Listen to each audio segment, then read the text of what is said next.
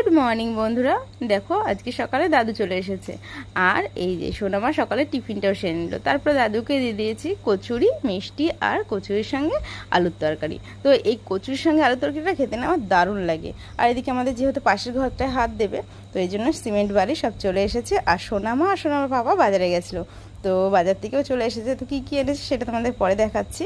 তো এই দেখো মাছের ডিম, মাছ আর মাংস, আর সবজি বাজার তো ছিলই। চলো এবার তাড়াহুড়ো করে রান্নাটা বসিয়ে দিই।